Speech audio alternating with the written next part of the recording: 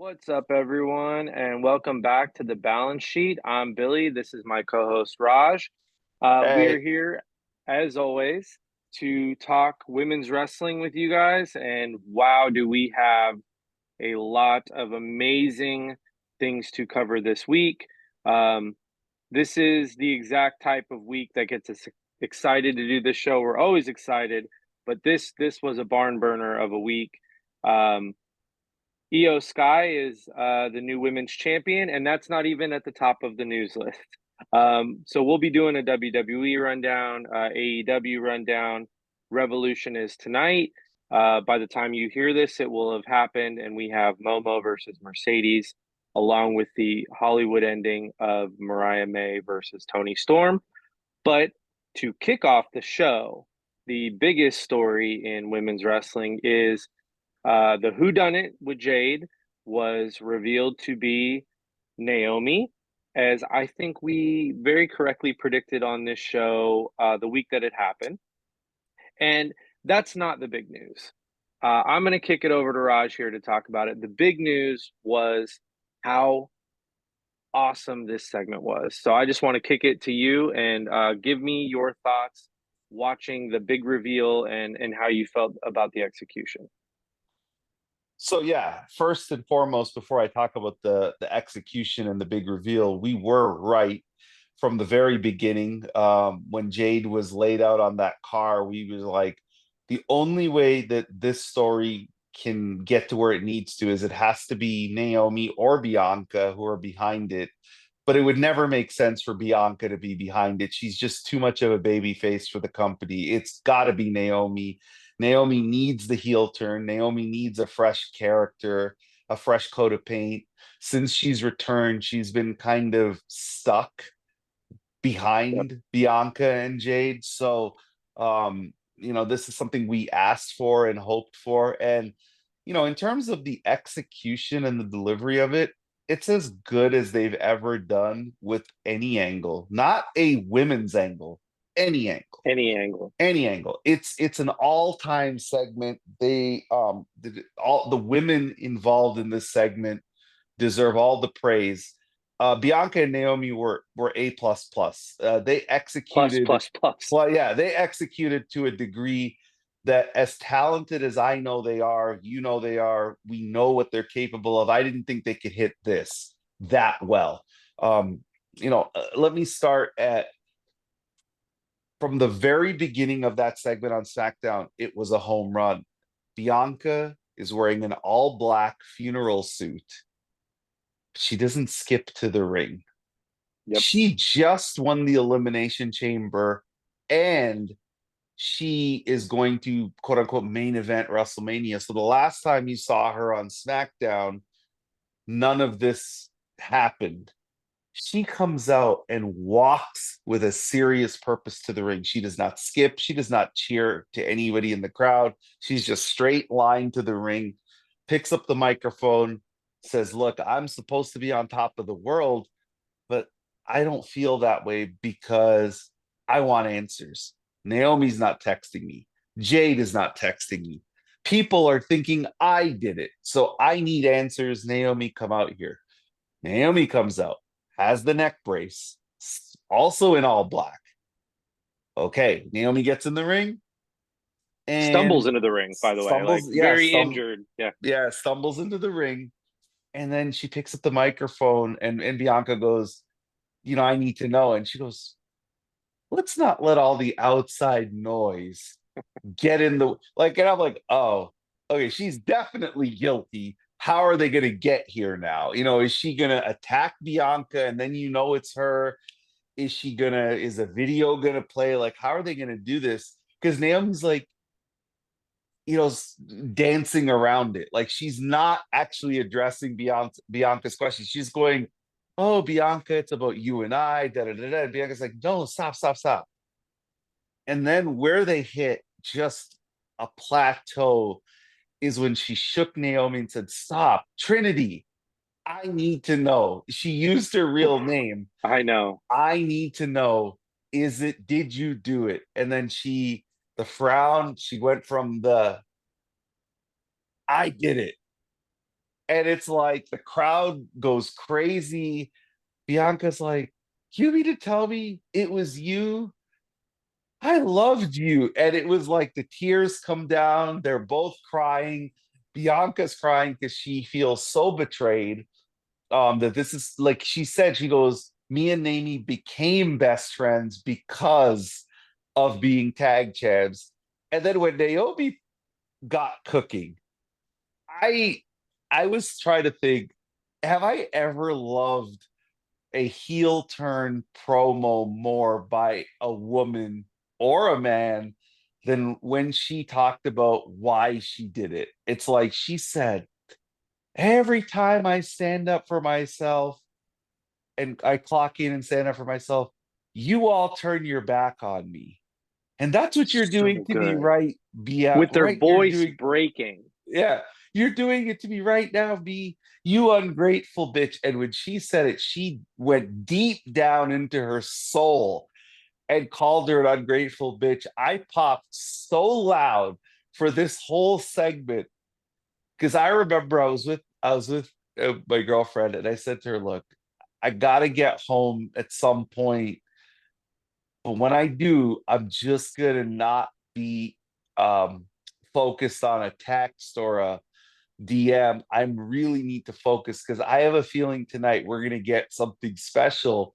I stayed off my timeline. I texted you. I said, "Look, I don't want to know anything, but you're like, hey, you gotta check Get this. home and watch it. You gotta check Yeah. the segment out, right?" Yep. And I watched it, and I'm thinking, holy cow! Like, I did not know that they were. I know they're talented. I didn't think they were capable of that. And I was like, holy cow, this is unbelievable. And then even better was as Bianca looks back, the car pulls up and it's Jade, and she has the jumpsuit that is blood stained, comes out, looks at Bianca. They don't say one word to each other, looks at Bianca, and Bianca goes, go for it. It's all yours. She beats up Naomi. That's my only gripe with how they executed is I don't want to see Naomi get beat up again. Like, Yeah. to me, I'm Naomi looks too weak at that point. yeah, I'm hoping that's a neck brace thing. And like the more I thought about it, I think that they need to give it at least another week, right? This idea that Naomi only got beat up and ran away because she was legitimately hurt, right? Um, there was no reason for her to sell the neck getting into the ring, looking that she didn't fight back, right? Like, so neck is hurt. Give it 2 weeks, and the only way they mess this up is if Naomi doesn't get the upper hand and doesn't get more evil. But everything you described, I'm sitting there watching, and my mouth is just open, and the raw emotion. I got to give Naomi her props. I don't know that there's any woman uh, or man, really. It's a very short list of people who could have nailed this dialogue. Because if you look at the dialogue on paper, it's dramatic. It's it's Hmm. as the world turns or whatever. Um, but she nailed it because I could feel of the disrespect she's felt over the years mounting as she got more and more frantic defending herself. I Yeah. could feel the anger of disrespect from the fans, disrespect from the office. I mean, she's been the happy glow woman since what, freaking 2016, right? She's just been the glow, come out and dance, do her thing, hasn't hasn't touched a singles title since 17. Um, had this tag run with Bianca. Thinks she was justified. She's protecting her friend, and another person lets her down, right? And so she's just that line stuck with me. Every time I clock in and defend myself, y'all turn your back on me. Hmm. And that was all of it. And her voice broke when she screeched it. And I was like, holy shit, this is an all-time promo. And someone said this on Twitter, that the bitch, calling someone a bitch gets a little bit overused when they're trying to tell the crowd like this is a heated promo in women's wrestling. That's like the go-to. but the way it was executed, the way she said it, the way she meant it, Bianca's slow turn, like, did you really like that? Like, it was done right there. Um, I loved the segment. I couldn't have. I don't think they could have executed that better. The tears were real from both of them. Like, it Hmm. wasn't some drummed up thing. And I think the important part for us to discuss, everybody loved it. Yeah. And the numbers this thing is doing on YouTube is incredible. And old Paul, uh, earlier this week and said the women would main event if they have the best story. I got two things to say about that. Brother, you write the stories. So you had Solo Sikoa main event 4 times in the last year. So that's kind of a BS thing. But I'll take it the other way and call you on it. This thing needs a main events and pay-per-views if they do this right. And they better not slow it down because it's the hottest thing. Cody Rhodes gave one of the best promos of his Hmm. career, and this is out viewing it on YouTube. And this show Yeah. is about women doing numbers. This thing is doing numbers. I, I couldn't, I don't know. I can't like, there's nothing to nitpick. It was just a flawless execution. And we have to go back to the Elimination Chamber because that really started that night. Yep. Jade returned. I know it was that you live, then beats up Naomi. Bianca's in the pod, losing her mind. She doesn't know why this is happening. And then, Bianca and Naomi don't interact at all. Even Bianca couldn't even get to the stretcher because she's getting beat up in the ring by Liv. Um, it was just so everything why I like wrestling and why when they nail a feud, it's so good and the payoff can be even better. I I don't know how Naomi and Jade don't get a very premium Mania spot given how hot this thing is. It's interesting too because Bianca's really in two storylines at the same time, Yeah. Cheers. right? So what it tells me is for all the discourse about who the face of the company is on the women's side, it's hard for me to even put Rhea above Bianca, given what they're investing in Bianca for A, the Naomi Jade situation, and B, she's in the main title match that could main event WrestleMania, given how hot the three-way is going to be seen by the time we get there. So yeah, I mean Bianca has had a banner week. I mean, from her Elimination Chamber acting to her acting, on Raw, where she was a semi heel. I mean, she was a Yeah. semi heel on Raw, and then she comes back out on SmackDown as the ultimate betrayed babyface. I mean, she knocked it out of the park this week. And the thing with Naomi that I think need to go into more depth is if there's one woman on that roster who could have a heel turn her into the more super baby face, it's I gonna was be going to say Naomi. that. I It's think she's gonna going be to get Naomi. cheered. Yes, I do too. I do too. The And I think, yeah, the nastier she is, she'll get cheered. Like, if she just comes back as a demon, I was going to say, I hope they keep Bianca in both storylines because it would be disingenuous to have Naomi just forget she exists. Although I think she's going to be on Raw so that it's not like a weekly thing. But I would certainly have Naomi still getting revenge there. Um, I think that the more sharper and meaner they have Naomi come back, she will be one of the most over acts on the roster and well deserved. They basically, it's the internet joke. They turned her into the Joker. yeah. Saying like burn it all down. She's got nothing left to save now. Um, it has good. The one thing about Bianca that's weirded me out a little bit. I might be reading too much into it. They're both wearing white at the Elimination Chamber. Jade's Hmm. wearing black. They're both wearing black on Friday. Jade's wearing white. It's like is there still like this is a long game and Bianca's still with Naomi? Someone put that out there on Twitter. Um, I hope not at this point because I actually think that was so well done. You don't have to convolute it. But the matching outfits thing still does kind of, they don't do It anything on does. accident.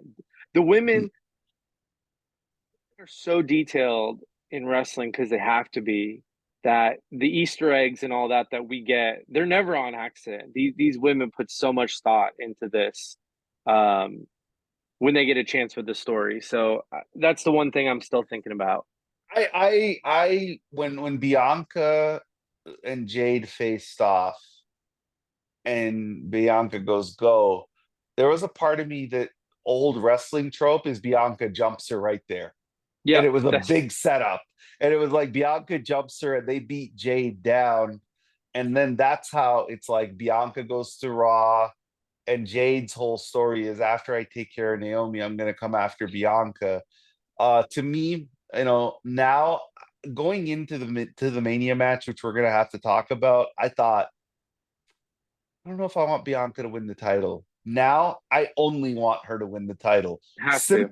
Simply because I need to see her versus Naomi main event SummerSlam or main event Evolution too, which we also have to talk about, which is Yep, rumored. Like, I don't know how Bianca versus Naomi the first time they touch isn't the main event of whatever card they're on, because I do think Naomi is going to get cheered over Jade for sure. There, for she sure. was she was getting cheered in, like, once she said I did it and Jade came out, the crowd was a little lukewarm to Jade. Like, they weren't super hot for her the way Toronto was because she was unexpected. And I think as time goes on, I think they're only going to take Naomi's side because let's be honest here, no wrestling fan really looks at Jade as one of theirs, but they do look at Naomi as one of theirs. Naomi has been there from the doldrums of the women's division, like pre horsewomen. Naomi Yeah, was a fixture who was always popular. To me, man, this to me can go one of a couple of different ways. Naomi has to be Jade at WrestleMania. I know everybody's like, no, and that's where Naomi introduces her new clique. They help her win at WrestleMania. I think Naomi needs to win Money in the Bank, and I think Naomi needs to cash in on Bianca. And when Naomi cashes in, she is going to get a loud pop because everybody wants to see Naomi win that title because they know what she's been through. She's always been the forgotten woman. She's always been the one who is seen as the sidekick, whether it's with Sasha Banks, now Mercedes, or Bianca. People are going to get behind her, and the office has to ride this thing out. Where this isn't a Becky thing to me, where Becky going into a feud with Charlotte as the heel was dumb. That was right, never going to work because right. nobody is going to really cheer Charlotte like that. But Bianca is in a different place. People will cheer Bianca. So you kind of need Naomi to get to the point where, yes, people still want to see her succeed, but she is so evil that at like a John Cena, where you almost have to boo her because she does dastardly things. Like, look, she has to cut Bianca's braid. She has to be the one who pulls out the scissors, cuts the braid, and walks around with it like a trophy.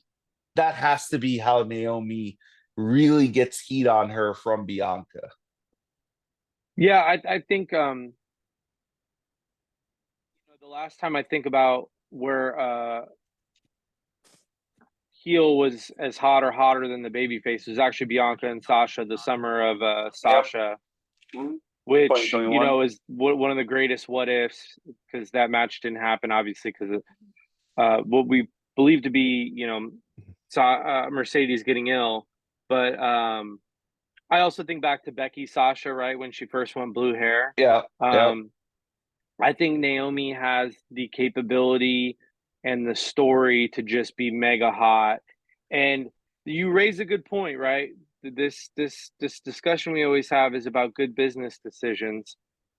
I have no doubt in my mind that this story started this concept that Jade is going to beat Naomi at WrestleMania. Like as they're laying this out on Hmm. paper, we'll do this. There'll be a shocking turn. We'll have a singles match at Mania, which will be great. And I think that they see it as Jade wins at Mania or started that way. Hmm. I would venture that the popularity of this segment and really the turn part of it, and less the beatdown part of it. God, I just really hope they do it right. Naomi, I don't. You said it. I don't want to see her get beat down again. I want to see her regroup and either come back with weapons and an evil streak, and or help something that makes her just very very dangerous. And um, she could be the top. She could be the top true heel in women's WWE right now, because Liv, I Nia are the two top right now. Hmm. Um, and Liv, Charlotte. yeah, I mean, on yeah, it's paper, Charlotte. Charlotte. But Yeah. yeah, but I guess what would set Naomi apart from Charlotte is if they need to make her dangerous. And Yeah. um, Liv has lived on the danger side for a little bit over the last year, and she played the role well. But she's in the tag team. She's a tag team champ now, so I think you know they could do something really fresh with Naomi, and I hope they just give her the ball and let her run with it. She deserves it. Um, this is the type of thing we were hoping for when she resigned, and I think she said on a radio show like 3 or 4 years ago, before she retires, she just wants one big story to sink her teeth into, and there isn't anyone more well deserving. So I think that's part of why everyone's so excited. And it cannot be said enough. She freaking killed it. She was so She, good. but they were both great. Both of them were Yeah. great. Naomi was phenomenal. Bianca was phenomenal. Um, I get what you're saying about, when's the last time the hot heel was more over than the baby face. Sasha with Bianca is the one that hits me right away, because the reality is Sasha was just a more over character at that point in Bianca's Yep. career. Bianca was a year onto the main roster.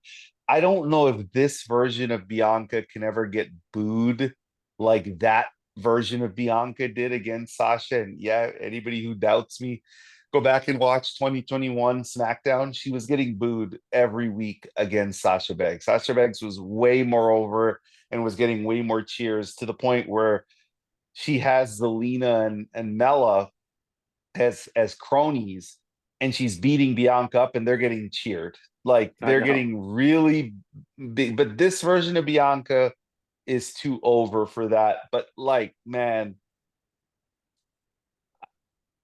I know this was probably set up for Jade to win.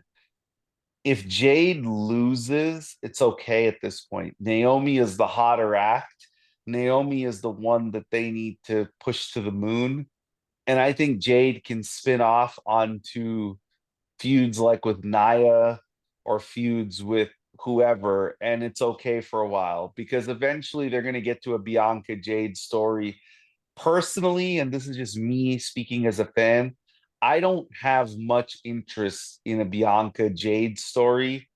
I have a lot more interest in a long-term Bianca Naomi 5 match pay-per-view blood feud, I quit match, last woman standing. Like, I think Naomi should beat Bianca for the title, and I don't think Naomi should lose it until they're getting ready to pull the trigger on Bianca and Rhea, and that's how we get going for next year. Because I do think next year it should be Bianca versus Rhea in a singles match. Yeah. Um, Speaking of, we gotta move over to that. But real quick, such an intimidating presence that her booking is a 1 week fix almost any time. You could have her lose to Naomi. Yeah. And it doesn't even have to be clean. Naomi just has to win at all costs, right? She can cheat. Yeah, She can have help. Jade loses, freedom, kind of tell that story, have Jade take a week or two off, and you have the perfect, like, let's say Chelsea's still champion because she's got all of her secret Hmm. Hervis, and Jade is the exact act that could come out on an open challenge, beat up Piper, Alba, and then beat Chelsea in a match and be the Hmm. women's US champion, like in a like immediately, and just be as over as she gets, because that's kind of how that would be a completely reasonable, the crowd would accept that. Yeah. No, so you pivoted and let's talk about it. So Monday Night Raw, Buffalo, New York, as Gorilla Monsoon would say, sold out to the rafters. You had the main event of Rhea Ripley versus Iyo Sky for the women's world title. The winner would go on to fight Bianca Belair at WrestleMania, and the loser, we don't know what happens to. So going into this match, obviously, I had nervousness and I had doubt that they would actually pull the trigger on Iyo winning the title. So I thought the best case scenario for Iyo was it's some kind of draw, a screwy finish where they say, Yep. okay, Iyo, you get into the three-way. Because I think we could all figure out at Elimination Chamber it was going to be a three-way. Like, Iyo had no other place. Like, they weren't going to leave Iyo off the card. So Right. where else could she be, right? Because she Yep. can't, she's too big to go after like Lyra's title or Chelsea's title at this point. She's kind of in that top three mix. But then if she loses, where does she go? Because she's kind of stuck. So I thought, okay, they're not gonna let her win the title, but they're gonna figure out a way to get her in the match for Mania. So I was okay. But then I'm watching this match live, and once I saw Rhea go outside and talk to Bianca, I'm like, oh my God, Rhea's going to lose the title. They're actually going to do this. Because, and by the way, this is a problem I have with wrestling booking. Rhea's a baby face. She's supposed to be smart. That Baby was faces about aren't as, smart. I know, but that was about as dumb a thing to, you're the champ. Yeah. Why do you care that Bianca was cheering on Iyo? If that's what you, why not win the match, then go get in her face? Right. Why, when you have Iyo dead to rights, you go outside the ring, get in Bianca's face, and say, you were cheering for it because you don't want to face me at WrestleMania? It's like, you haven't won the match yet. And Right. then what I found interesting about it is Bianca pushed her, and there was no DQ. Jessica Carr comes out, says, hey, you go back, you get in the ring. This match is going to continue. I liked that because I think you and I were chatting about this. It would have been stupid for her to DQ Rhea or Iyo for it, because it's like, no, like this didn't affect Iyo. Like them pushing each other didn't hinder Rhea. It's not like she hit Rhea in the head with like a punch or something. She just pushed Right. her. So then Rhea gets back in the ring, has Iyo ready to do Riptide from the second rope, and when she looked and says, "I'll see you at Mania," I'm like, "Oh, she's definitely losing." I don't know how she's losing, but she's losing. And one of the all-time great reversals out of the Riptide was Iyo in one motion doing the moonsault, and then or the Hurricanrana, and Hurricanrana. then doing the Iyo moonsault, or the, what is it called? The Iyo over the sky, or over the sky Yeah. moonsault. One, two, three, crowd goes crazy. There's the guy in the front who's losing his mind because Iyo won. And then Bianca had the smirk, and I'm like, wait a minute, is Bianca the heel here? Because she's like smirking like she had the master plan. Look, I know Iyo is a transitional champion. And I know there's a 0.1% chance that Iyo comes out of WrestleMania as the champion. But as a humongous Iyo Sky fan, I am so happy that they think so much of Iyo that she's in a match with their two biggest women stars.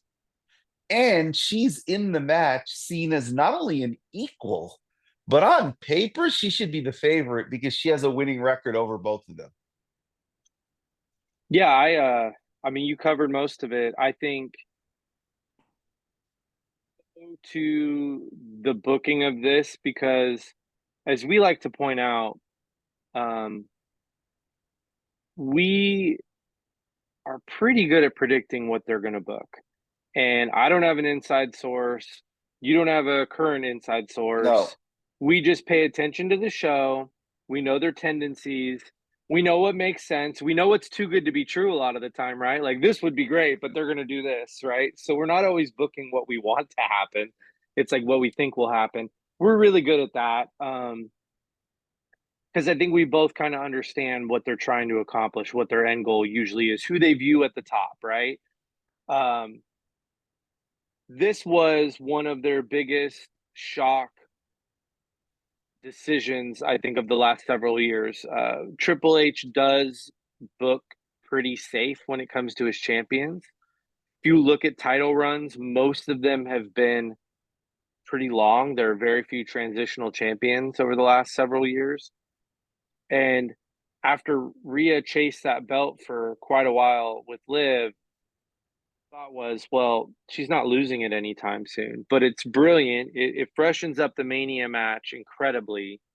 It freshens up actually the whole card having Iyo go in there as champion on the women's side.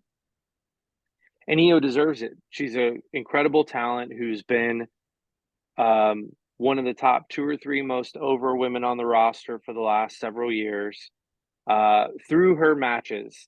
Um, there are women more over than her when they come out, when they pick up a mic, but keeping the crowd up and bringing them to a high during your match is a skill that she's the best at in WWE on the women's side.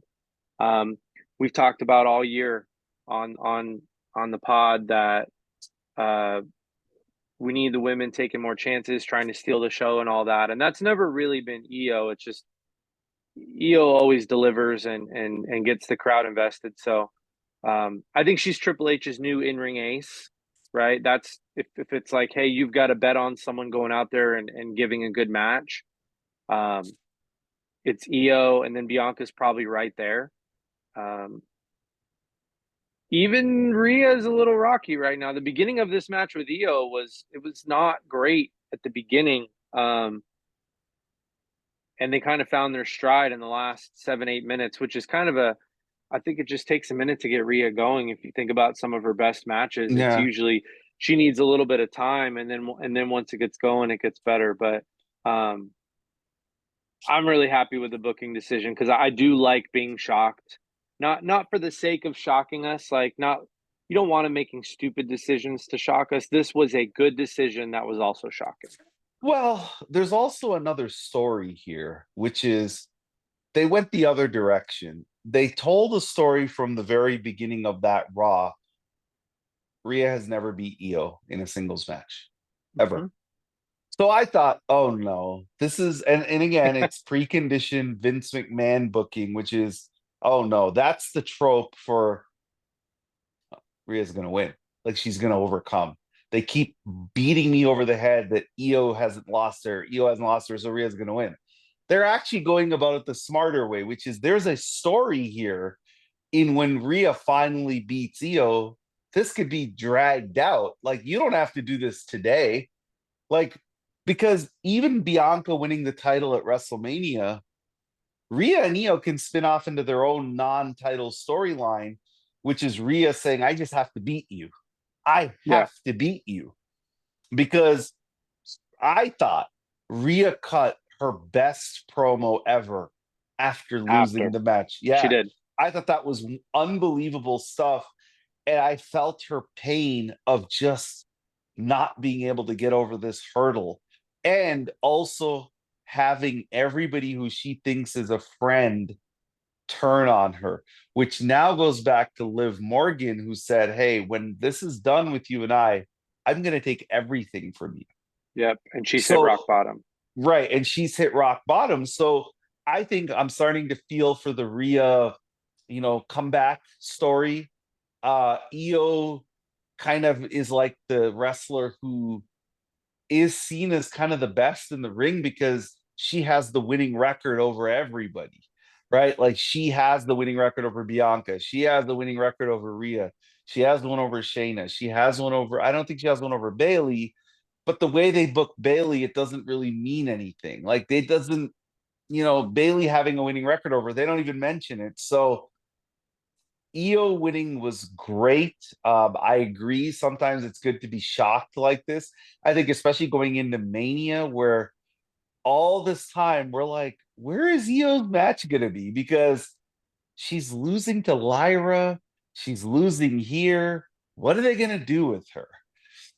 And then Yeah. when we started to realize Bianca and Rio was legitimately going to happen, it's like, oh, where is Rio and Io? And boy, did they nail it, because Io winning the title freshened her up immediately.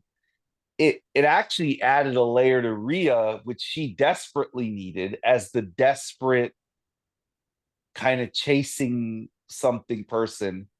And Bianca, is Miss WrestleMania. She has never lost at WrestleMania. And Mhm. with the Naomi Jade story in her background, now as a fan, Naomi could cost Bianca the title and the streak, right? And that you could spin the story that way, where Io retains because of Naomi. Yeah. Because in a three-way, there's no disqualification. So we are big believers. Like we don't like squash matches. Hmm. Um, we don't like people looking like dopes. Um, everyone who wrestles on WWE TV or AEW or whatever, um, not necessarily AEW, but m- anyone who's highlighted is under contract, and it is predetermined. But as you're writing the show, you shouldn't have anyone on your show looking like a dope or not being compelling, because it's just not good for your show, right? They work for you, even if they're going to Hmm. lose. You want to write compelling stories where everyone involved has some angle that makes the audience care about them. What I love is, um, obviously, the audience cares about Iyo, huge pop. Um, she'd kind of gotten screwed over, and so the audience has been behind her for a while on that match. Bianca is at a high. The audience loves her. She's Hmm. going through this crazy thing that the audience is totally into and they feel for her. And Rhea, while being the most popular woman on the roster, there was an emotional connection that had been missing. Um, and I think they reconnected that emotional connection on that promo. If you haven't watched it's a WWE exclusive backstage. Seek it out and watch it. I hope they replay it on Monday. It is her best promo work that I've seen, and I think it will reconnect the audience to her. So you've got the three of them, Naomi, Jade, all these connections, and I'm going to pivot. And it's exactly what's missing from the Charlotte Flair, Tiffany Stratton feud. There's nothing for me to connect to on either side. Um, Tiffany's been laid out like a dope 3 straight weeks. She could not be any more of an aw shucks baby face moron at this point. Like, and I say that in she's getting attacked by Charlotte over and over again, and she's doesn't have her head on a swivel. She's just get beaten up over and over again, and you know, you presume she'll get payback at some point, but it's like, you know, I'm still not sold that Charlotte's really going to sell that payback for her, because right now she owes her some devastation, and Hmm. I just I almost forget about this for the bad parts weekly. And again, if I sound negative, I was one of the most excited people to have Charlotte come back before we kind of saw the angle that they're bringing her back in, and it's just been Just been lackluster. I want more for both women. All right, so you unpacked a lot there. Let me get to it. So I'm a big Tiffany fan. I always have been. The only positive I like about Tiffany's title reign is that she's winning matches clean as the champ. Yep. She's beating everybody. She's beating Bailey. She's beating Nia. She's beating um who did she just beat? Piper. Piper, right? Piper. She's winning these matches clean. And she's the one, like even the tag match in Elimination Chamber, she was the star. Like it wasn't Trish getting the pin, it was her. Okay, that's good. Now there's a lot more bad. And this pains me because I am a big Tiffany fan.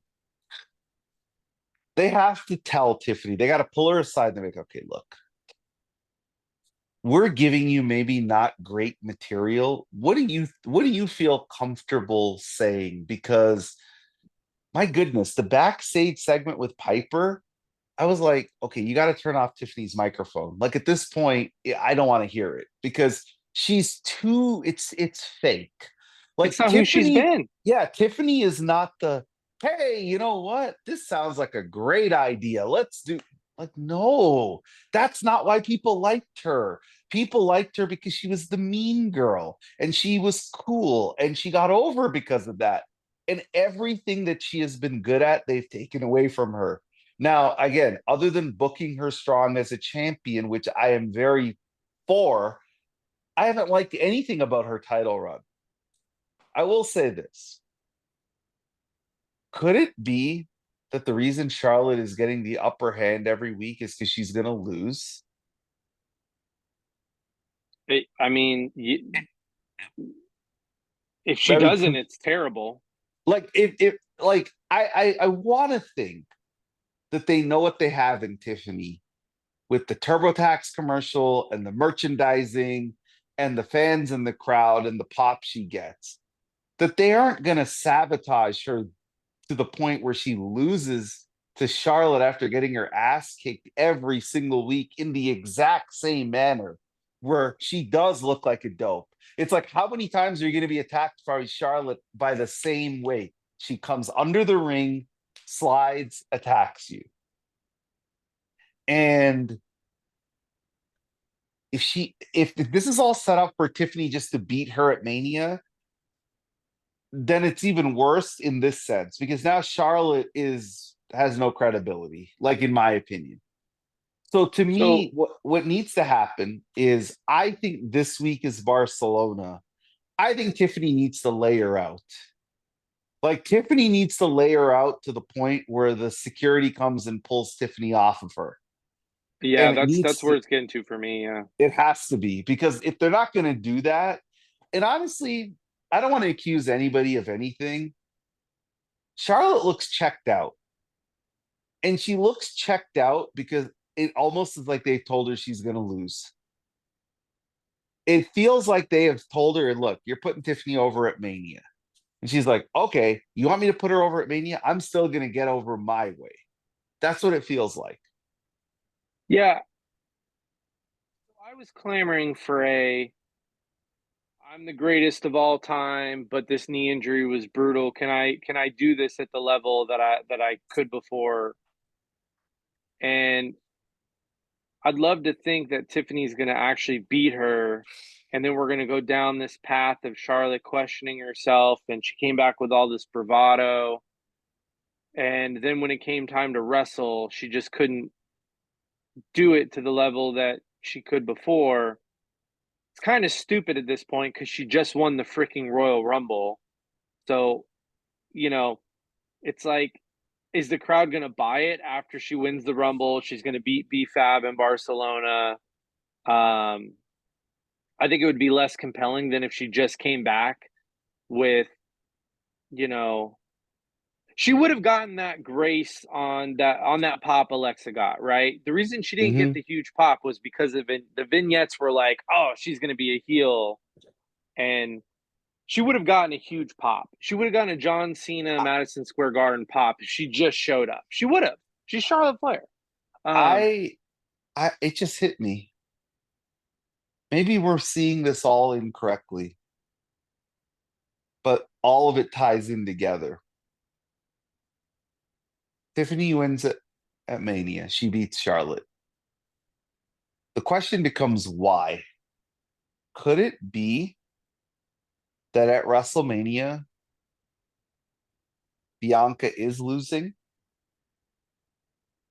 Tiffany does win. And now they're setting up next year's WrestleMania to be champion Naomi, who gets money in the bank, cashes in on Tiffany, keeps the belt, and Bianca wins the Royal Rumble to fight Naomi next year. I mean, I would do that because I think Naomi as champion with the right heel story could be as hot as anything that they could do, and Bianca would have to be the one to beat her, Yeah, at WrestleMania, right? Like, right? is there a way to protect, or is it a simple Bianca does beat Rhea and Iyo to get the title, but then ends up losing it to one of those two at some point and sets up Bianca's chase to get Naomi? Because Tiffany should win at WrestleMania. But But either Tiffany or Charlotte winning, where do they go with either character? Because to me, right now, if I were to rank in that company, like Tiffany's over, so I can't say she's not over. She's over. But in terms of storyline and the actual like depth of character and stuff,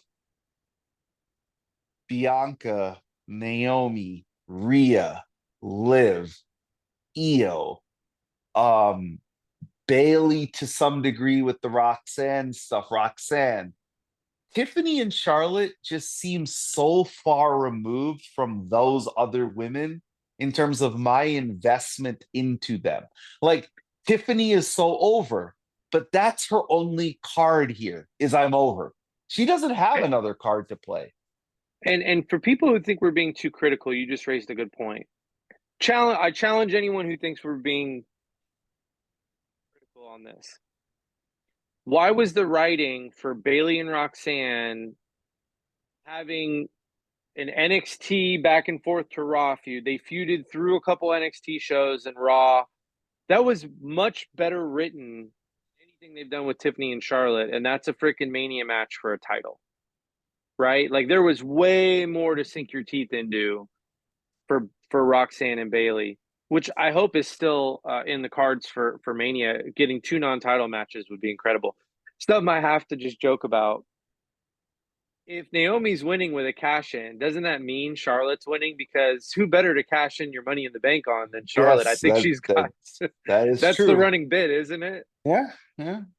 And I think Charlotte of all people, for a lot of the criticism she does get, I know how big of a Naomi fan she To is. put Naomi over. And, yeah, and I know how much she fought for that match that they had on SmackDown that time before Charlotte got injured. And so I feel like if there's one person who's like, yep, I'll put Naomi clean over as a sheet, it would be Charlotte. But to your point, it's just other than Tiffany being over, there's no real justification for either of these two to be at the top of the card as it relates to the women's division. Like Tiffany has the over part, but that's going to slowly dwindle away if they keep booking her this way.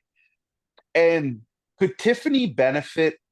Like, I hate to say it, could Tiffany benefit from winning the title, getting drafted, beating Charlotte, retaining, getting drafted to Raw, and then turning back into heel Tiffany and Rhea chase her? Because to me, that is where they need to go at Tiffany. No, that I mean that could. It's up in the air what they do, which is maybe the plan. But we try to make it a point on here to not be overly negative because most often when something is bad, um, it's not the talent's fault. We understand that it still continues to be a gigantic uphill battle for women to get the writing, the time, the match time, and all that to sell good stories. Here's where I'm very comfortable being critical. There are very few people in WWE with more sway than Charlotte Flair. Mhm. Men or women, there are maybe 4 dudes that have more sway than her. And 3 of them are not there every week. Saying like maybe Cody and Charlotte are probably, now that Charlotte's back on SmackDown, those are the ones that could say, I want this and get it. So I am going to be a little bit critical because I know that Charlotte can get the time and writing into a story that she wants if she pushes for it. I, it's Right. been done before. So I'll play devil's advocate. Are you sure Okay. she's still? Are you sure she's still as important as she used to be? Because I don't like, and I'm not meaning this in a negative manner. I'm being honest here. If tomorrow Charlotte Flair, if the word came out, Charlotte Flair got released, would it be a shock? Oh my God, Yeah. yeah, Charlotte Flair, right? Like we'd be shocked. But how much would they really miss Charlotte? How much have they really missed Charlotte? Like, I don't look at Charlotte's pull anymore, and I could be totally wrong about this politically, the way it used to be 2 years ago, 3 years ago, because she's just not as needed. Like, they But have so much women who are more over than her. They don't need her. she just came back and won Mania on night one, though. Or not Mania, She Royal won the Rumble, Rumble. Right. night one. But she won the Royal Rumble because I think the way they have told both of these stories, it made sense for her to win the Royal Rumble. Because she couldn't win Elimination Chamber because I'm not convinced she can wrestle. Like, I mean, we'll see next week she fights BFAB, but like the Royal Rumble, it was one of the worst Royal Rumbles that the women have ever had. She is the winner of it. And I One of don't, the best for the first 20 women, by the way, but yeah, it yeah, just, yeah. I don't see her political pull being what it used to be because she's just like when Tiffany cut the promo, hey, we've been the hottest we've ever been, and you haven't been any part of it. She wasn't really lying. Like, I mean, Liv Morgan to me is like 10 times hotter the character of Charlotte Flair at this point. And Liv isn't even in a title, well, she's in a tag match, but like yeah. I am probably of the two of us gonna always be seen as the Charlotte naysayer. And I have been that way since 2016. I have never been so sold on her as this all time talent the way everybody else has. Yes, she at her best is very, very good. Like when she is focused and motivated, but I've never been invested in her character. And by the listening of the audience and the ratings and the merchandise, they haven't really been either. The thing with Um, Charlotte, yeah. the big thing with Charlotte is this thing with the amount of titles she has, and I'm sure the pressure that she's under being, Ric Flair's daughter.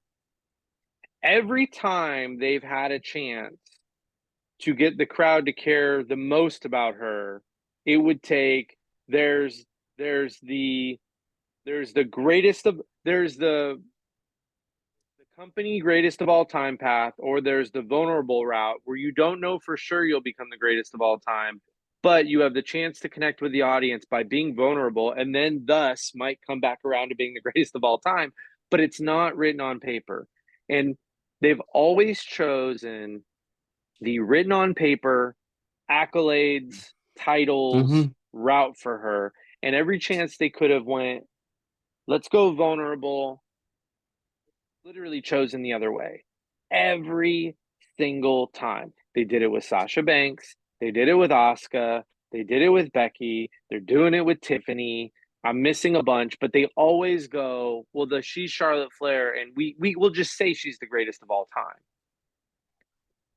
I have a Newsflash. very I don't, just real quick, yeah, I yeah, don't go think the ahead. crowd has ever accepted her as the greatest of all time. Ever.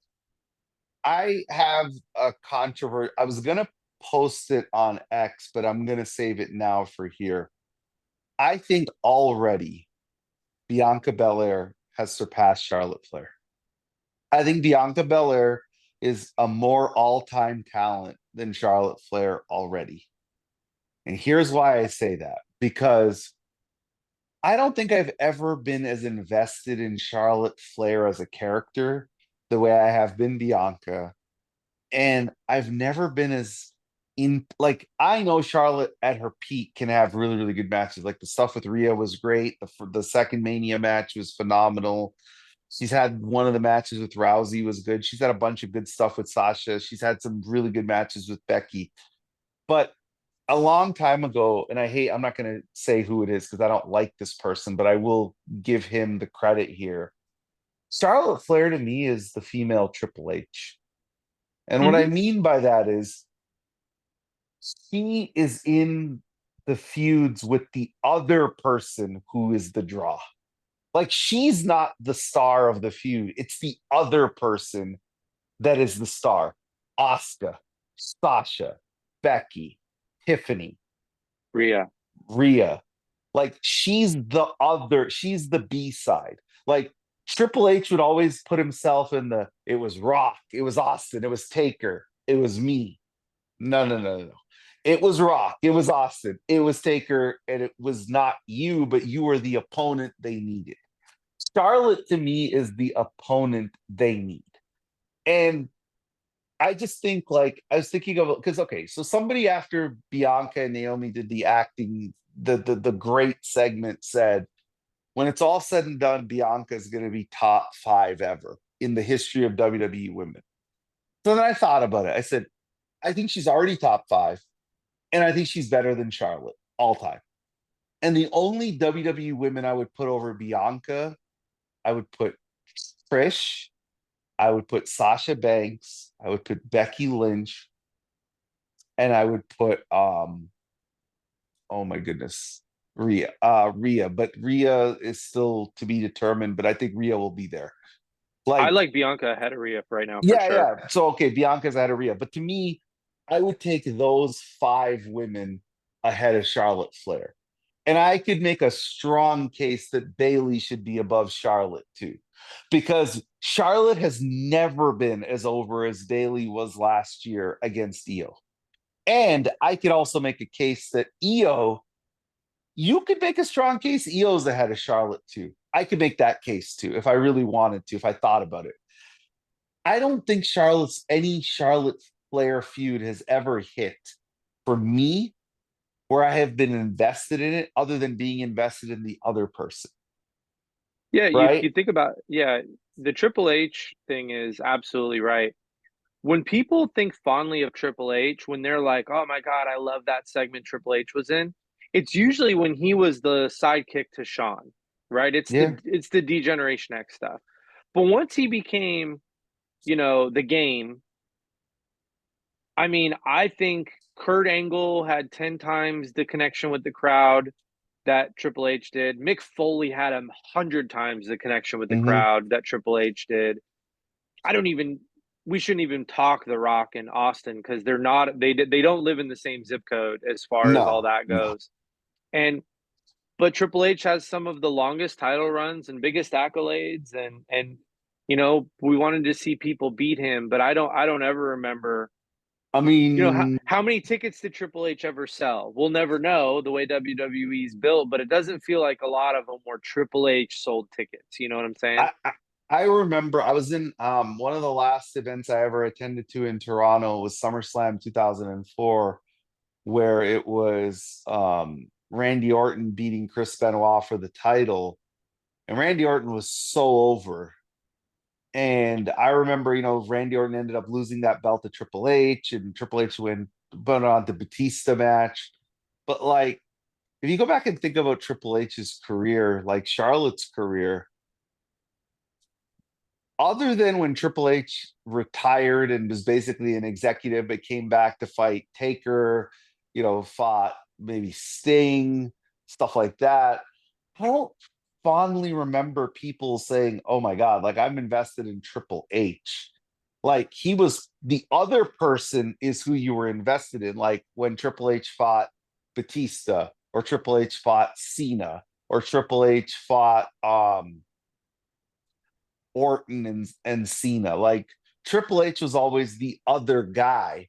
He wasn't the guy. Yeah. Charlotte to me has always been the other woman she's never been the woman. And no matter how much busted open radio or any of these outlets try to tell me Charlotte is the greatest of all time, try to tell me she's in this class above everybody else, I don't see it. And I've been watching wrestling a long damn time. And I've never connected with the Charlotte Flair character either inside the ring or outside the ring. Like I look at her as like she tries to wrestle the style her dad does with more athleticism, but she's just not equipped to be the seller. And I think they've done her a lot of harm because they've been, like you said, just trying to pad her resume. And it's wrestling, it's not sports, right? In Yeah. sports, you have to actually earn it. I don't know. I'm not, I'm gonna come across, this is gonna, people are gonna say you are such a Charlotte hater. And I'm not. I feel like I'm a Charlotte truth teller. Like, okay. And I hated, I remember when you said this analogy when we didn't record, but I'm gonna bring it back. And I don't think you meant it this way, but I see the point. A lot of basketball arguments, people put Kobe in this class that statistically speaking, he doesn't belong in, right? Because he doesn't have the MVPs or the regular season kind of stats to warrant it. But he does have 5 titles. There are those cerebral statistical cases like, well, he's beat the most 50-win playoff teams. He's beaten more all NBA player teams, blah, blah. There's a bunch of things. I'm not going to go into it here. But NBA players, they have him very high. A lot of the older generation of wrestlers, like not the current group, but the yesteryear men, they have Charlotte Flair in this Bubba Ray ridiculous, Dudley. yeah, Bubba Ray, Mark Henry, they have her in this ridiculous tier. Like she's here and everybody else is here. And I don't think Kobe's ever even gotten that overhyped where people are like, he's here and everybody's here. I don't think I've ever heard that. I think for you, it's always been he's just being put in there, which itself is maybe too much. But Charlotte, like I remember Mark Henry said, when I do my rankings, I take Charlotte out of it because she's just beyond everybody else. And I was just like, okay, what have you been watching for the last 10 years? Because I don't see it. Well, all these women that for them that she supposedly made all do very, very well in programs without her, before her, and after. Asuka was not made by Charlotte. Who is Um, Charlotte actually put over in terms of what I mean is like what you're talking about, but I'm trying to do it a different way. Like if Charlotte's in a feud with Rhea Ripley, the money is Rhea Ripley. The money isn't Charlotte Flair, right? The money is Rhea Ripley, and Charlotte is riding her coattails. When yeah, she was in a so feud with Sasha Banks was the money. Charlotte was never the money. yeah, they've you said it. They've continually made decisions that actually hurt her, and how involved she was in those decisions, we'll probably never know. What I will say, there was a spark and an emotion in her that existed her first several years on the main roster, that I felt like there was something there that would have connected with the audience. I famously, she used to she used to have trouble not breaking character as a heel Mm-hmm. when one of her contemporaries would win a match. You know, um, I felt like there was this spark and desire in her in the Sasha matches, um, some of the Asuka stuff. I actually think that the Charlotte Becky wrestling for political dominance behind the scenes has really done some damage to that part of her that maybe enjoyed this more before. And again, we don't generally go off on negative tangents like this, but I just desire so much more of a connection for someone who we're going to be told for the rest of our lives. WWE is going to tell us for the rest of our lives that she's the best or second best wrestler of all time, you know, and it's just not, it's just, if her being gone a year, not having the crowd put their arms around her in the hottest eras ever, she's not getting pops. It kind of tells you that she never connected with the crowd.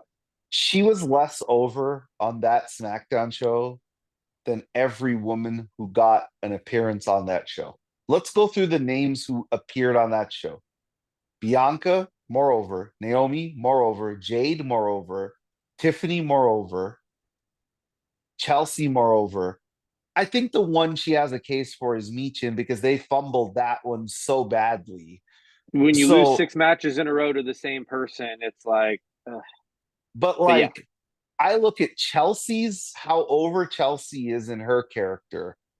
Jade, Naomi, Bianca, Tiffany. They're all more over than Charlotte. Go to the Raw side. Liv is more over. Rhea's more over. Io's more over. Roxanne Bailey, you could make a case for them over Charlotte. If you're the 11th most over woman on the roster, I'm sorry, but it's going to be impossible for me to wrap my arms around you as this all timer. Because even Triple H, as much as people criticize him, was he ever the 11th most popular male wrestler on the roster? I don't think he was that low. He might have been 7. But the thing with Charlotte, and again, I have been called this and it's fine. I just don't get it. I never have gotten it other than her last name is Flair. Like I don't get it. Like when I see Bianca and Naomi segment, I don't think in 100 years Charlotte could do that segment. I don't think she's capable of that. Like I just don't think she's capable of that. She's very ice queen, very robotic. The Becky political stuff was interesting because that's where I kind of changed my tune on Charlotte's real juice. Because does she really have it anymore? she got the Rousey match. She got to go along with Rhea on Mania, and Rhea got in trouble, and Charlotte didn't. You know, is the word. It was Charlotte's That's call in the ring to yeah. elongate the match, and Well, but we don't know. Like maybe Charlotte didn't get in trouble, but like I said, Rhea got in so much trouble that she only became the most dominant presence on TV for the whole next year, right? So that's fair. how much do I have to really believe that? Like I don't triple you have said this, you have told me this before we even started the podcast. You said, look, with TKO buying WWE, they're going to be very business driven dollars and cents. Like if it doesn't matter what name value you have, if you're not over, there's no sentimental attachment. Right. I don't see the like I said, if Charlotte tomorrow announced her retirement and said, I'm leaving the wrestling business, I wouldn't miss her. Now I'm not gonna lie and pretend like I would. If she went to AEW, I honestly think she needs AEW at this point. Like I just don't see what she's doing in WWE. Like she looks lost. Like you have this younger, hungrier, more over group of women, and there's no nostalgia. You can't do four horsewomen stuff without Sasha Banks. So there's Becky's not even there. Bailey's wrestling women on NXT. Like, what's the nostalgia with Charlotte? The I, titles? so to pick on Charlotte a little less and maybe just say Yeah. that this is a sign of the times, you bring up some interesting points. And we'll move to AEW here in a second. They're moving quickly. You know, would a Becky Charlotte match do some serious work for that match to gain momentum? Because This is no longer a nostalgic WWE audience. No. Jey Uso is the most over man on the roster. They will absolutely have no problem putting on this Mania show without Roman Reigns if Roman decided not to come back. Yeah. I absolutely believe that we are now in the Cody Rhodes era of men's wrestling in WWE, and it's no longer Roman Reigns' era. Yes. That's just the truth. I think Cody is more likely to main event Mania than Roman Reigns is. And so maybe the message is you got to put on your working boots because this crowd really doesn't give a crap about 5 years ago. Bailey's over now because what Bailey does now, not because of Brooklyn. Yeah. Maybe she came back and she's going to learn that lesson the harsh way. Her just being the 5 years ago Charlotte Flair, like it just doesn't matter as much as it did. Even CM Punk had some, people before he had that match with Drew, the Hell in the Cell match, where they had to pull out every trick in the book, by the way, to make that a great match. I mean, Drew needed freaking staples. If you go back and look, everyone was like, man, maybe the business has passed CM Punk by. The CM Punk chants are not as loud as they used to be, or they weren't. And it requires continual work and freshness to stay over with this new crowd. Like if you ran TKO, right? You're the owner of WWE, and they said, okay, if Charlotte Flair walked into the office and said, yeah, I can't work in a company with Iyo Sky, you'd say either her or me. Charlotte's gone. Like that. Like she's gone. There's Right. no way in any metric Charlotte Flair is more over than Iyo now at this point. There's nothing. There's not one thing that this, as you said, this fan base attaches to Charlotte over Iyo. Io's just simply the bigger star at this point. She just is.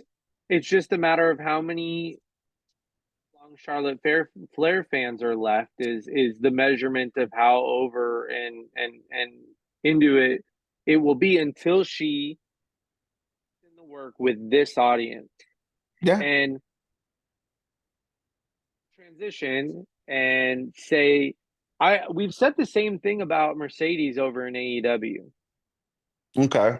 Maybe not as rudely as Charlotte fans would listen to this podcast and think we were probably a little harsh on her, but we've been talking about for months. Mercedes continually has to put in work to stay over with this AEW crowd. They don't care about her with Charlotte, her great matches with Asuka. It got her in the door. But they actually care about what she's doing right now. And it took great matches with Chris Statlander, and hell, she doesn't even get credit for the great matches she's having off AEW TV half the time, and those are happening in today's world. So I just think that this is an era of wrestling where there's this boom growth period where nostalgia matters less than ever. That's a good point. So we got to get to AEW Revolution, which is tonight from Los Angeles. They have about 400 tickets left, so it should be close to sellout, which is great. I'm so 12,000. happy. Yeah, I'm so happy for the two women's matches on this card. Of 36 participants on the show, 4 are women, so that's an interesting percentage. The thing that Mercedes though has in her hip pocket that Charlotte has never had is Mercedes is just a better in-ring performer. And AEW is the in-ring quote unquote company. So like when Mercedes had the matches with Chris, when Mercedes had the Willow match, when she had the Vacour match, she got her flowers begrudgingly maybe, but hey, these are great matches. Like she's delivering in the ring. Right.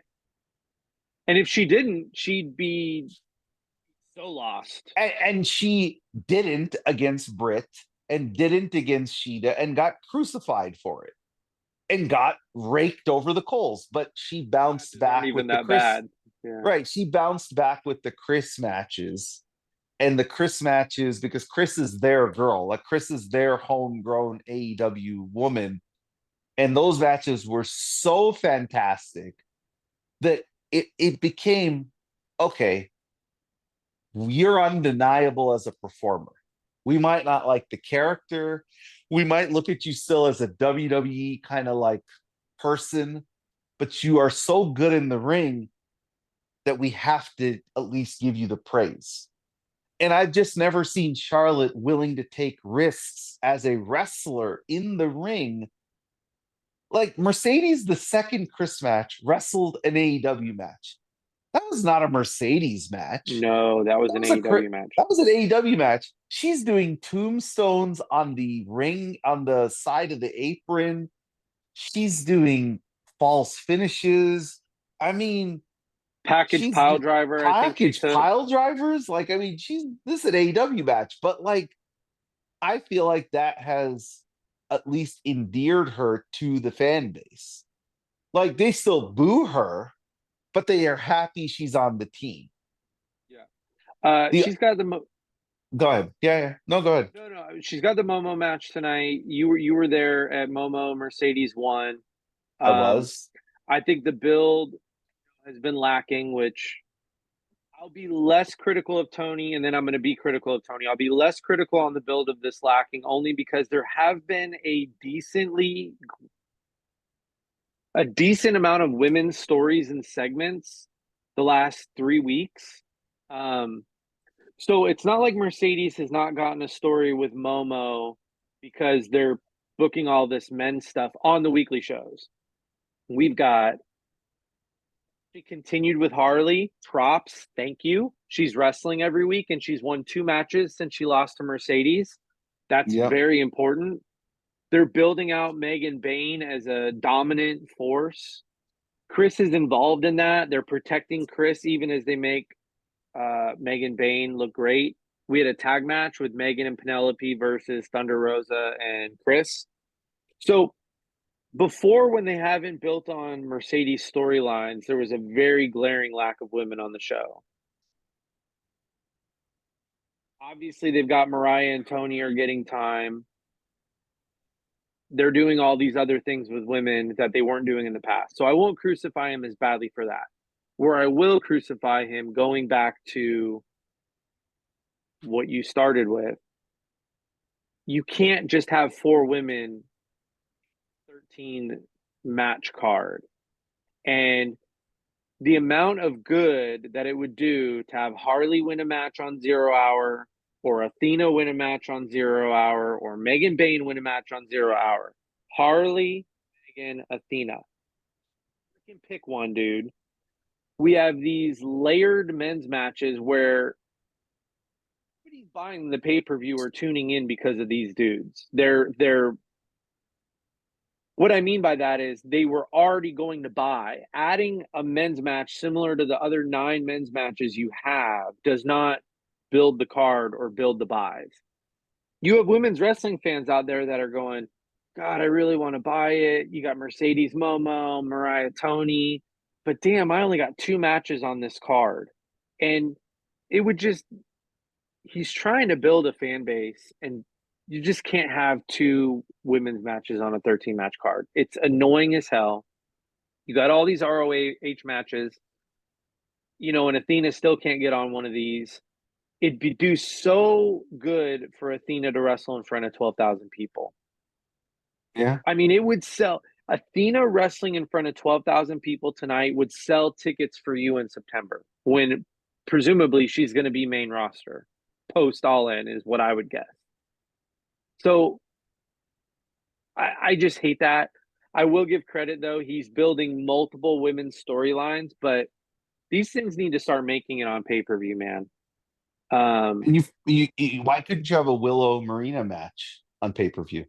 I didn't even, yeah, Yeah, because you didn't even mention that feud. So I'm like, that's like the main event angle, right? The Death right. Riders are the main event story. So give Willow and Marina a match, right? Like Yeah, give them a match on the show, right? Because they've been feuding. yeah. I mean, Um, Real quick, though, uh, Was on commentary last night. Serena Deeb and Momo, really good match. It Obviously, everyone was. remembered that Serena is a great wrestler when you put her in there with someone who can work. She looked really good. Probably Serena would be a great Dynamite main event match for Mercedes if they did this the right way.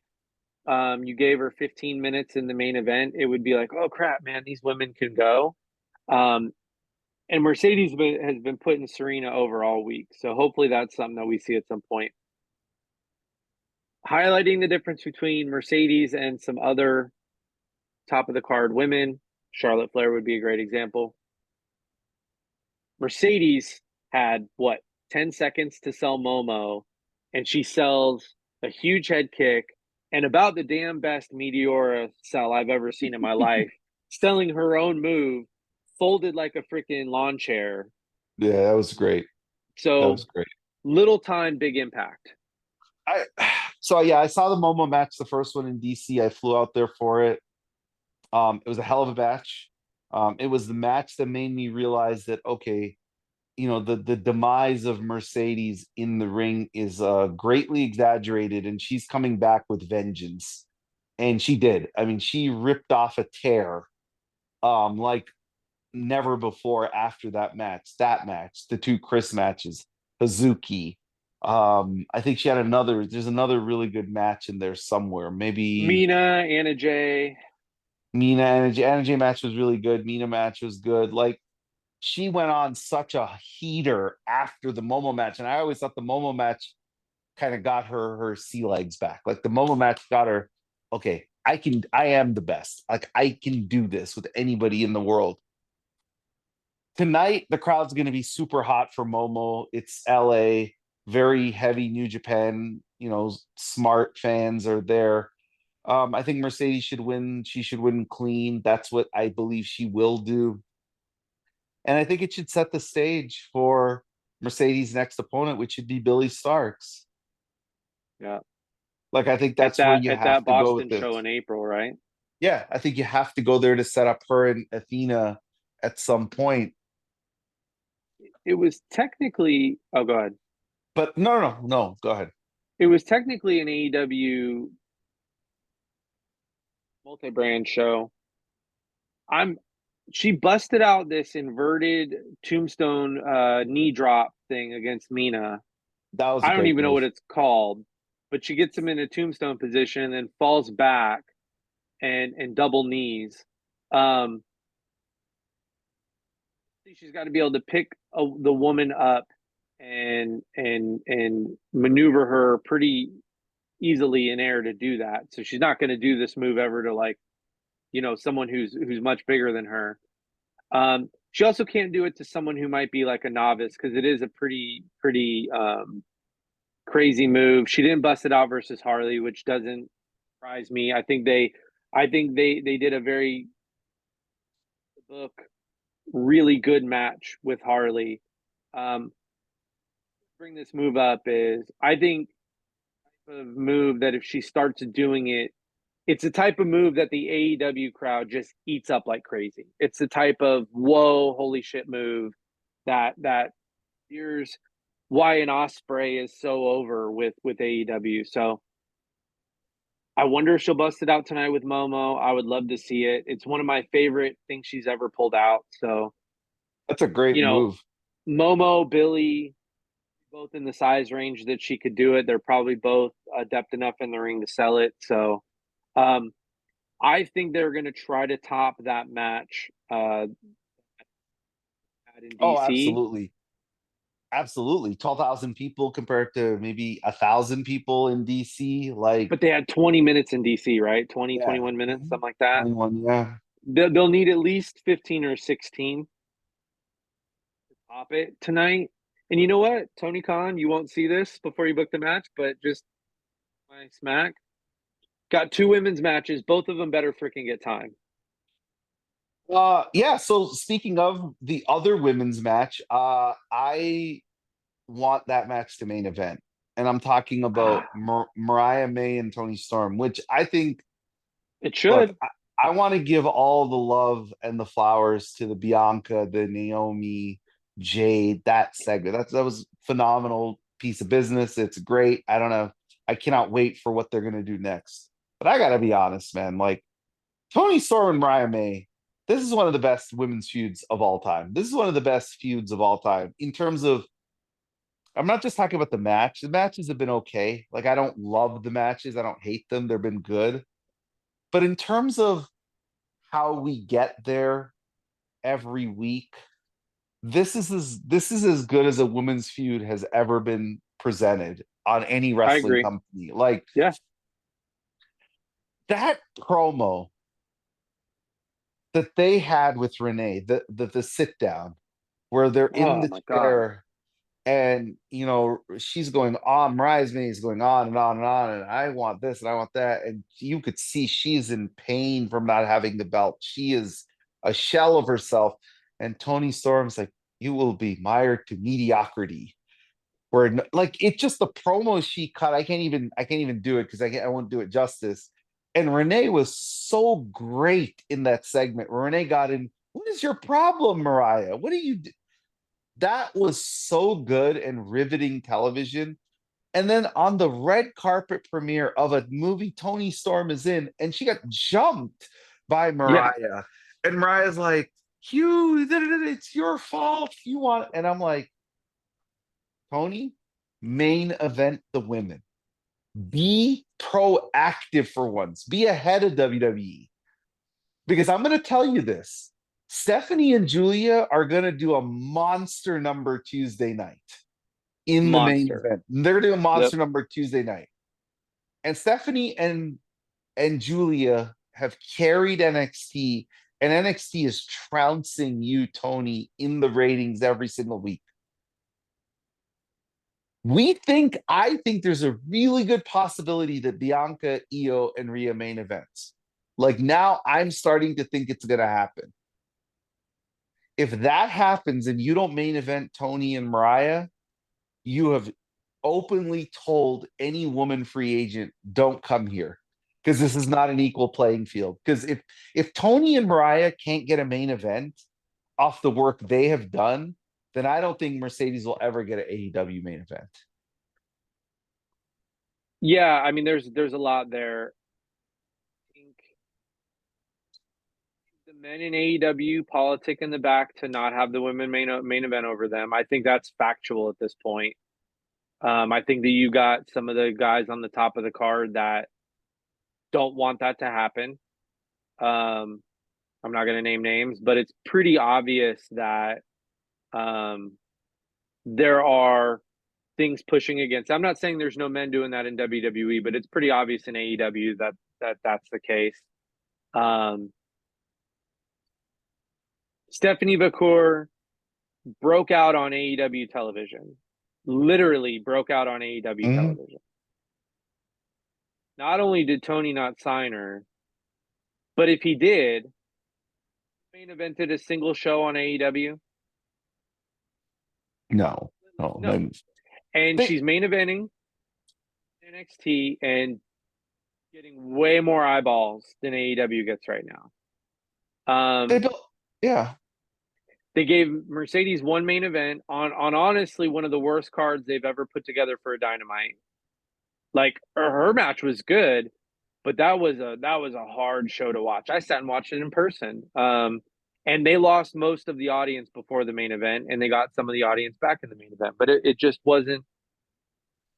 It's frustrating. Fans are getting frustrated with it. Um, and the last thing I'll say is, can Mercedes ever main event a pay per view? Um, she's gonna have to. Um, you know, there's no excuse for Tony and Mariah to have never main evented. Do either one of them have Mercedes name value, like to put in the top on the marquee? No, but that's also his fault, right? I mean, um, he should have been putting them front and center. This has been one of the best stories in wrestling for 9 months. I, And I think I most of the good work that's gone into it has been the two of them. if they can't main event, then I have no hope for AEW because honestly, as wrestling feuds go, this has been as good as we've ever seen, and both women have killed it.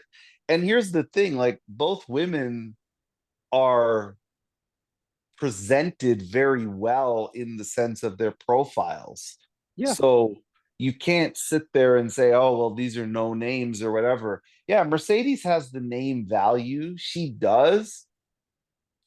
But in 2025, when, as you said, nostalgia isn't as big a thing anymore, does she really still have the name value? Because, like, I don't know. Like, I think of AEW and I think of WWE and I think of NXT. Like, go look at Stephanie Vacour. Stephanie Vacour went off AEW TV to immediately become the person they built a division around. Yep. Julia left TV in Japan and they're like, you know what?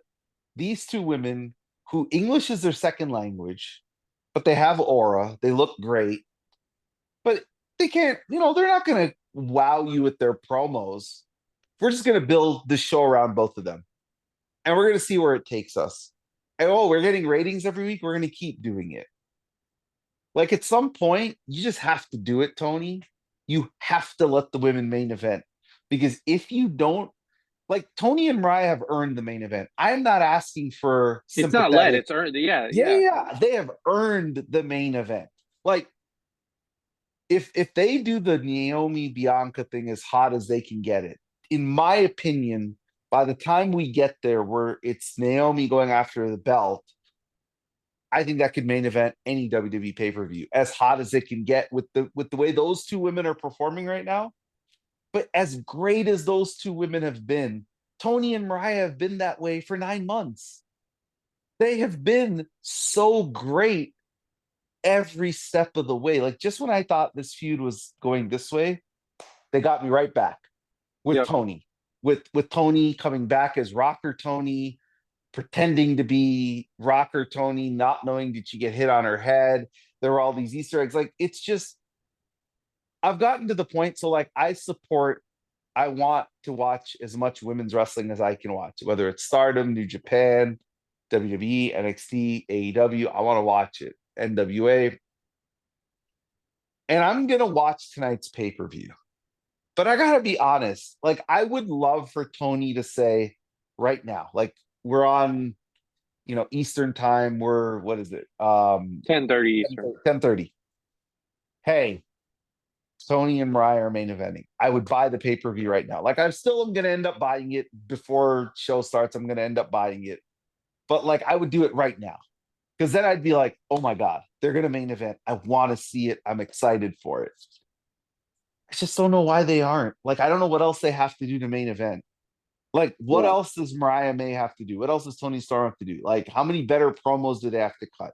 How many better backstage segments do they have to perform in? How much more Yeah. blood do they have to shed? I don't get it.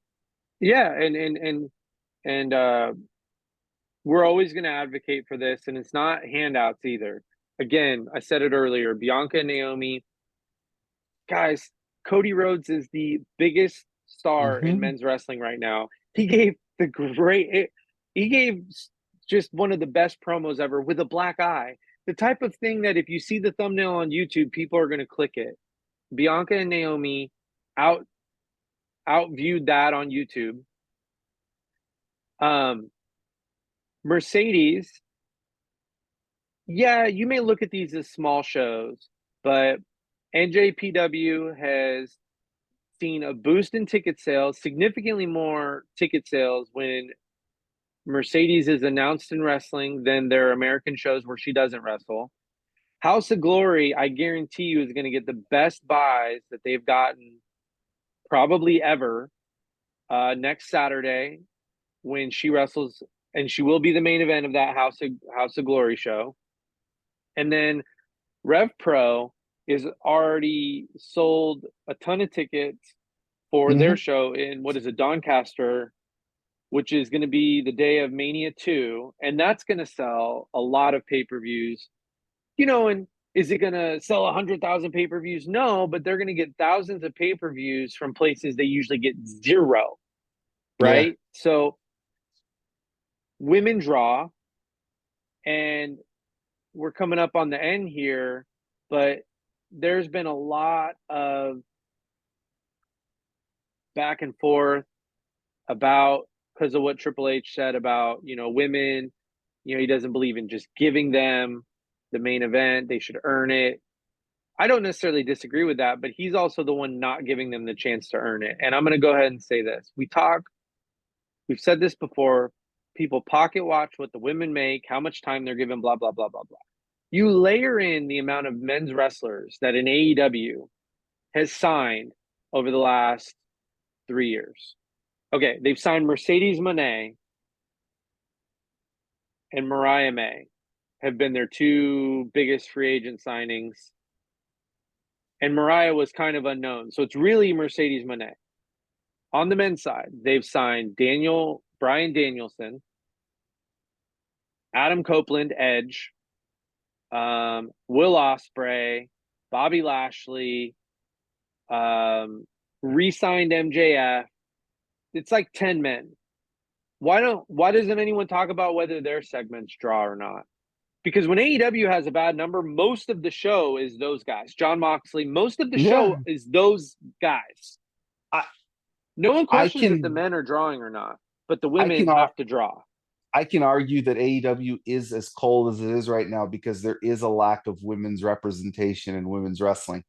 I'm looking at the numbers right here. Jade, Bianca, Naomi, 917,000 views. Cody Rhodes, 777. They are 150,000 views above Cody Rhodes, who is coming off of what many consider the most shocking end in wrestling history to a pay-per-view, which is the Cena turning on him, talking about John Cena. And this Naomi, Bianca, Jade story has just obliterated that. And 150,000 views for everybody out there, that's a lot of views. That's a lot of views because I'm sure most people's algorithms for wrestling related is more based for Cody Rhodes than Bianca, Naomi, and Jade, just because he's a bigger star. Stephanie and Julia have proven us right, and they are proving Tony very wrong. Yep. Triple H and Shawn Michaels took two women who had Zippo presence in America, Julia and Stephanie. They're not Mercedes Moné. They don't have the name. And they took them and they said, we're just going to build this show around you. They wrestled last year, spring of last year, for the New Japan Strong Belt. Julia was the champion. Stephanie McCourt beat her for the purple title that Mercedes holds, the New Japan Strong Belt. That was in spring of 2024. The amount of people that watched that show, which I think was on a show in Japan, the amount of people in the United States that watch that show compared to what they're known now in one short year is because of being proactive and also feeding into what the customers are looking for, not what, again, nostalgia. Tony's stuck in nostalgia. No one needs to see Chris Jericho on this show. Yeah. It's not just Chris Jericho, but yeah. No. But I'm just saying, if you do, you're lining up the people who want to see Chris Jericho are already going to watch because they already had X amount of men's matches that fit. I see what you're saying. Okay. So they added that yesterday, and it's like the balance is just wrong, and it doesn't grow the audience. No, and with Stephanie and Julia, two women who did not have an American presence, especially the way Mercedes did. Mercedes is one of the biggest women stars of all time, and in America she was. They took these two women, unknowns, relative, Marigold, CML, whatever. They said, okay, we see superstars in both of you, in how you carry yourself, how you walk, how you're presented. We're just going to take your presentation, elevate it, and we're going to build a show around you two, and we're going to see where it gets us. And maybe you guys don't draw and we pivot to somebody else, or we pivot to the men, whatever. But these guys are drawing almost 1 million viewers a week, and they're crushing AEW. And it's like, why? Because to your point, it's not nostalgia. Julia and Stephanie are the here and the now to this group of fans. Stephanie gets the Stephanie. I see Dark Angel signs in the crowd. I see Julia, Beautiful Madness signs. Like, are Julia and Stephanie more well-known names than Mercedes Monet? No. But if somebody were to tell you right now that they are the more over talents, I couldn't argue with them. Yeah. I couldn't argue with them. Um, WWE kind of backed themselves into the corner. They were so happy with their Netflix views that they released them, and now they've dropped, and they were always going to drop, Mm. but they can't really hide what their Netflix views are now because they were so loud about what they were the first couple weeks. So now it's like, so we say that NXT is outdrawing AEW. To be fair, we don't know how many people are streaming on HBO Max. Here's what I'll say to that. It's probably a healthy number, but it's not an overwhelming number, because if it was an overwhelming number, Tony would leak it. Yeah. So it would be out there if it was, 600,000 people on cable and another 600 on Max. It would be out there. It's not out there. It's probably gets them much closer to NXT, but it's, they have a lot of work to do. And if they do right tonight, Mercedes Momo should get time. You could have a match of the year contender right there that will make women's wrestling fans continue to want to tune in. And Mariah and Toni should main event and should be Yes. given all the time to put on a classic match. And if he can't get that right with 2 matches out of 13 on the women's side, then we're going to continue to call him out. I'm not going to give up on it. I'm going to continue to call Yeah. him out, and I think women's wrestling fans should continue to call him out because you know he's the growth market is on this side and he's on that side. Yeah. He's on the 1988 side, and he needs to move past it. He needs to stop booking his wrestling promotion like 1988 NWA. Yep. Right? Like that's what I don't need. First off, do I think that the WWE model of only having 5 matches or 6 is right? I would prefer that than 14 matches. Like tonight, I'm going to end up ordering the show. It's going to be a chore to get through because most of the stuff on there I don't want to watch.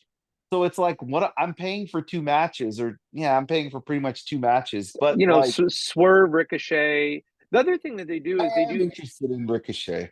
the other thing that they do, they have 13 matches, and because it is the wrestle program, we're not big on squashes, but sometimes a squash needs to be a squash.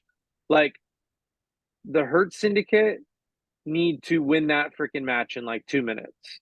Yeah, One, the card needs a quick match. Two, um, I watched these guys wrestle live, and it was off TV, but what's the name? Outrunners.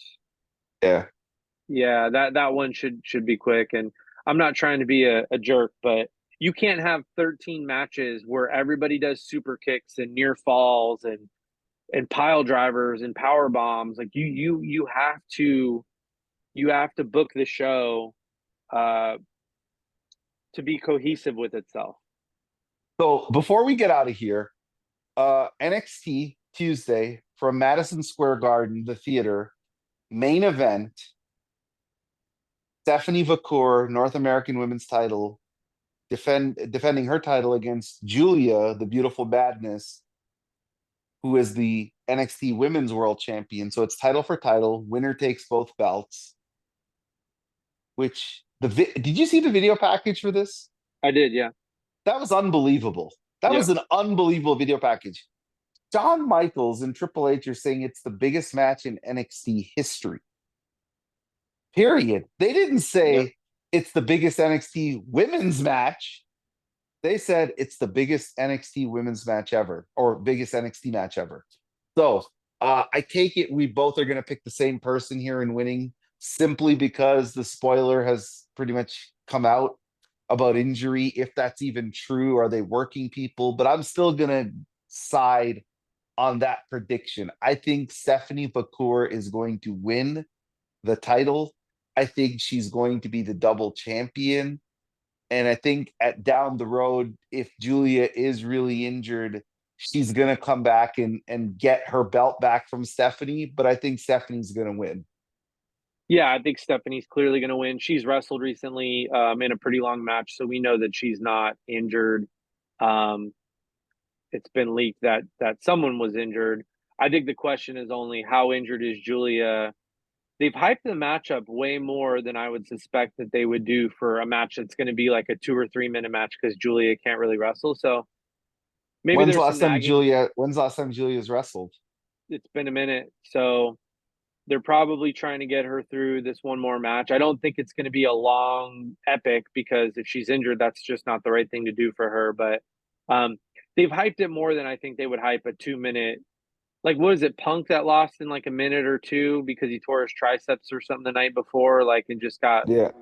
crushed. I mean, they do that, and To AEW is not the only one who does that. WWE's done that before, but the hype they put behind this match, they're setting themselves up for failure if they can't do more than a couple minute but let me match. ask you So this.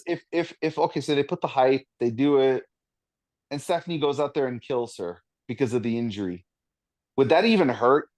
I mean, technically it could hurt Julia, but it might not hurt her because Stephanie could just be seen as that dominant. And it's like the Bill Goldberg Lesnar yeah, one, where Lesnar lost in 2.5 minutes. And it's one of those things where Stephanie just hit her in the right place in the story yeah, and just got her. But the crowd would go crazy. I don't think you can do that because people have been looking forward to this match. This is kind of the NXT dream match at this point. So I don't think you can do that. But I will tell you, like, seeing how well Stephanie and Julia are presented, if I'm Mayu Iwatani or I am Saray, Saray's a tough one because they dropped the ball with her so badly the first time. Or I'm Utami. Why would I ever go to AEW? Like, why would I ever go to AEW when I've seen Iyo, Asuka, Rhea, Stephanie, Julia, and how they're presented on WWE TV? Why would I ever go to AEW? yep. No, I completely agree. Um, you know, Triple H also in the same interview said that they're finding that at the Performance Center, women just pick up wrestling much quicker than the guys do.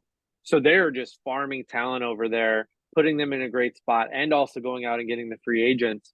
And that's the direction wrestling's going. And again, Tony Khan continues to give a lot of TV time to guys who were at their peak in 2001 and 2004. And like, I'm not saying dudes can't be on the show, but WWE is winning with fresh talent. Jay, Gunther, even Cody is Yeah. technically fresh to the WWE world, right? Yeah, The Hmm. Rock and Cena are in there, but it's Cody's story, right? It's still Cody's story. And Cena's story will be: does he get redemption before he retires? Does he go face again before he retires? Um, Bianca, Rhea, these are it's a new, and you've Live. got some people live. You've got some people like Mercedes is young enough that she can be part of both generations, right? But again, you have to Hmm. continue to reinvent yourself and you have to continue to show your capability in the ring to remain over. So I just hope he gets the Yeah. message, but it seems like he doesn't. So yeah, we've kind of come to the conclusion this Yep. week. Next week we will have two Mercedes matches to Two review Mercedes. Yeah. because it's Momo and it's whoever her mystery opponent is, the House of Glory. We now are gonna see what this Io Bianca Rhea story looks like, and we're gonna get the next chapter in Jade Naomi, which I can't remember the last time a non-title women's match is gonna have this kind of buzz going into WrestleMania. I'm also hoping that with Charlotte Flair wrestling for the first time in over a year against BFAB, that Tiffany gets her lick back. And now we can have an even playing field for Some Tiffany layers to Charlotte. that story. Yeah. So Yep. it's as always, our numbers are growing. You guys are watching our stuff. We appreciate it greatly. We are enjoy doing this. This is a topic, this is a segment of the wrestling community that we want to grow with you all. So thank you for your support, and we will talk to you next week. Yep. Thanks, everyone.